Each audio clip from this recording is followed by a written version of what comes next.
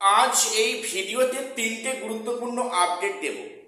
তার মধ্যে একটি হলো শিক্ষক নিয়োগ যে 31শে আগস্টের মধ্যে হবে না, এটা হিসাব কিন্তু আগে থেকেই পরিষ্কার ছিল এবং সেটা গতকাল আরো পরিষ্কার হয়ে গেল।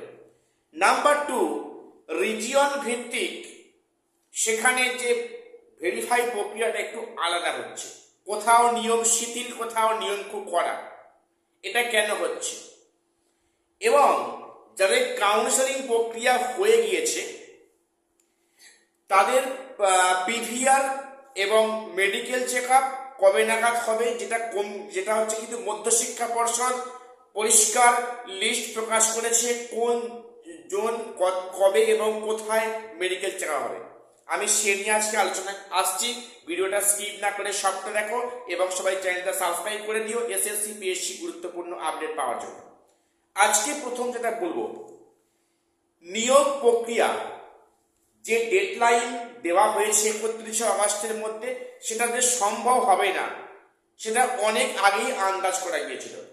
কখন না, যখন 31শে ডিসেম্বর থেকে 31শে আগস্ট হলো, তখন কমিশনে যেভাবে হাঁটছে, কমিশন যে গতিতে হাঁটছে, কখনো 31শে আগস্টের মধ্যে নিয়োগ করা সম্ভব নয়, এটা কিন্তু আগাম একটা ইঙ্গিত ছিল এবং সেটা গতকাল হাতে কলমে প্রমাণ হয়ে গেল। দেখো, বলে না যে মর্নিং শোজ দ্য ডে, তেমনি কমিশনের প্রথম দিকে 31শে ডিসেম্বরের পর থেকে যখন 8 মাস এক্সটেন্ড হলো, কমিশন যে পদক্ষেপে হাঁটছে তখনই বোঝা গেছিল যে এমনটা একটা কেস হবে, একটা বিষয় হবে। সেখানে আগাম স্যারেন্ডার করলো কমিশন হাইকোর্টের কাছে যে যেহেতু ইলেকশনের জন্য 35 জনের মধ্যে প্রায় 24 জন আধিকারিককে নিয়ে নেওয়া হয়েছে ভোটের ডিউটিতে, কাজে 11 জন দিয়ে এই প্রক্রিয়া কখনই চালানো সম্ভব নয়। এক কথায় কমিশন তার নিজের রাস্তাটা কিন্তু ক্লিয়ার করে রাখলো যে 31শে আগস্টের মধ্যে নিয়োগ সম্ভব হয়তো হবে না, এমনটাই বিষয়। এবং পরের বিষয়টা আসি, 9-10 যে ভেরিফাই প্রক্রিয়া হচ্ছে, এই ভেরিফিকেশানে বিভিন্ন জোন ওয়াইজ বিভিন্নভাবে কিন্তু তার ভেরিফিকেশান হচ্ছে। কেন বললাম? কোথাও শিথিল, আবার কোথাও বজ্র আটুনি। কেন?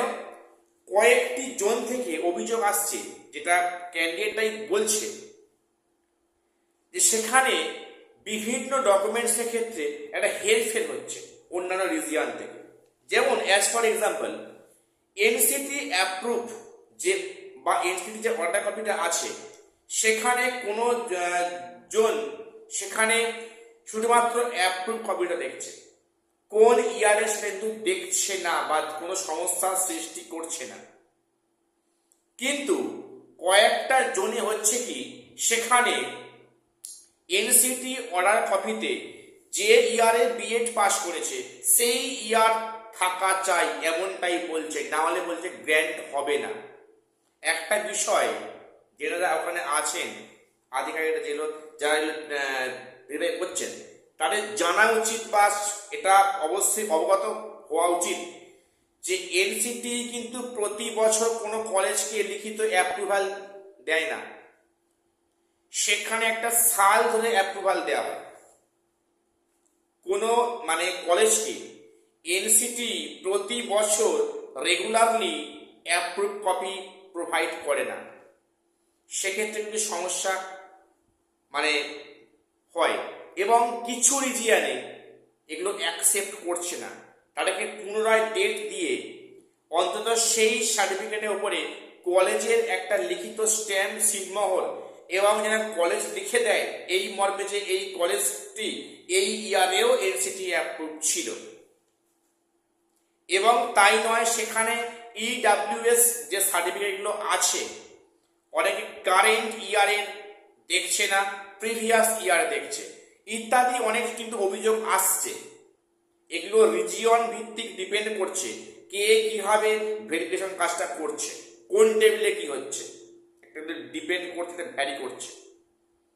এবং আগামীতে কিন্তু প্রত্যেকে যারা কাউন্সিলিংয়ে যাবে তাদের প্রত্যেকে জেনে যাওয়া উচিত যে এগুলো কীভাবে সাজাবে এবং কোনটার পর কোনটা রাখবে, কোন কোন ডকুমেন্টসগুলো নিয়ে যাবে এবং সেখানে থেকে কী কী দেখা হচ্ছে, আমার এই নিয়ে ভিডিও দেওয়া আছে, প্রত্যেকবার দেখে নিও যাদের নেক্সট কাউন্সেলিং আছে।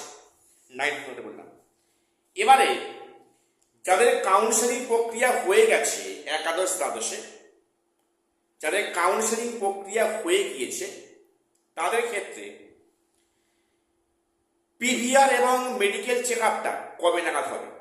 তোমরা জানো মধ্যশিক্ষা পর্ষদ সম্ভবত দুদিন আগে একটা বিজ্ঞপ্তি দিয়েছে, আমি এই নিয়ে ভিডিও প্রোভাইড করেছি, একবার দেখে নিও। সেখানে কিন্তু রিজিয়ন ভিত্তিক কোন রিজিয়নে কোথায় মেডিকেল চেক আপ হবে সেরই একটা কিন্তু লিস্ট প্রকাশ করেছে যে কোন রিজিয়নে কোন হসপিটালে এই মেডিকেল চেক আপটা হবে।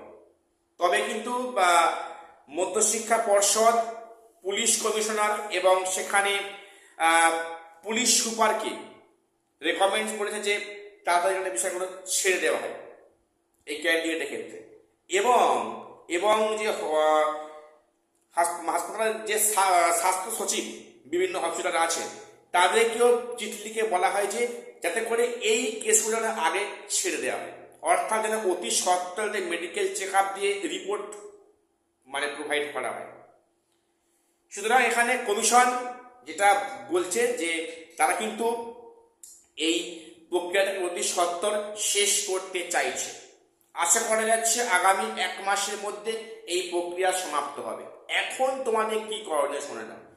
যাদের কাউন্সেলিং প্রক্রিয়া হয়ে গিয়েছে তাদের এখন এই মুহূর্তে উচিত তোমরা লোকাল থানায় খবর নাও যে তোমার নামে কোনো কিছু চিঠি এসছে কিনা পিভিআর এর ক্ষেত্রে, এবং সেখানে যা যা রুলস আছে সেখানে সাপোর্টিং ডকুমেন্টসগুলো জেরক্স কপি জমা দেওয়া সেই থানায় সংশ্লিষ্ট অফিসারের কাছে, যিনি এই ভেরিফাই কাজটা করবেন, অর্থাৎ তাকে সমস্ত ডকুমেন্টসগুলো প্রোভাইড করা এবং খোঁজ খবর নাও যে তোমার লোকাল থানায় যে তোমার এই সম্বন্ধে কোনো বিজ্ঞপ্তি বা কোনো চিঠি থানায় এসছে কিনা, এটা খবর রাখবে। কিন্তু এটা প্রত্যেকেরই খবর নেওয়া উচিত।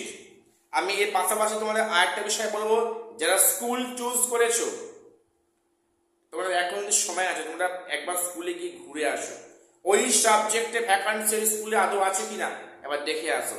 যে সমস্যা 2016 হয়েছে এটা কিন্তু আবার রিপিট হওয়ার সম্ভাবনা আছে, তাই কমিশন কিন্তু ভালো করে স্কুলগুলো রিভিউ করছে। তার সত্ত্বেও কিন্তু অনেক স্কুল নিয়ে সমস্যা হচ্ছে, এখনো সেখানে ভ্যাকান্সি নিয়ে কোনো স্বচ্ছ ধারণা দিতে পারছে না। কাজেই তোমরা প্রত্যেকেই কিন্তু একবার স্কুলে গিয়ে ভিজিট করে আসো, দেখে আসো তোমার সাবজেক্ট ভ্যাকান্সি ওই স্কুলে আদৌ আছে কি নেই। তো আজকে এটুকুই আপডেট দেওয়ার ছিল। প্রত্যেক চ্যানেলটা সাবস্ক্রাইব করে রাখবে এসএসসি পিএসসি গুরুত্বপূর্ণ নিউজ পাওয়ার জন্য। আর শেষ করলাম, দেখা হচ্ছে পরে কোনো ভিডিওতে।